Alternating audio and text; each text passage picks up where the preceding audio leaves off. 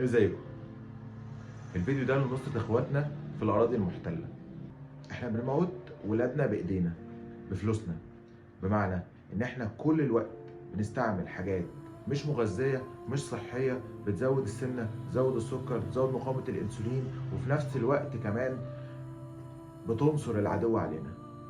احنا في العالم العربي 4.5 مليون نسمة، يعني ربع سكان الكوكب، يعني ربع اقتصاديات الكوكب واكتر كمان.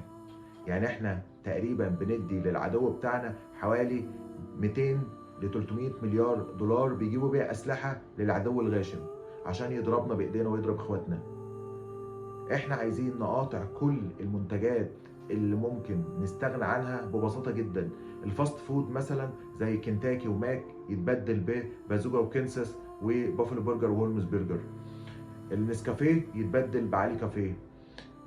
كل منتجات شركة نسلة ندور على مثلا مزارع دينا. البيتزا هات وبابا جونز يتبدل ببيتزا ستيشن او بريموس بيتزا او ماجستي. البيبسي والكولا طبعا البريل والفيروز يتبدل ببي كولا واي منتجات صحية تانية مش اجنبية.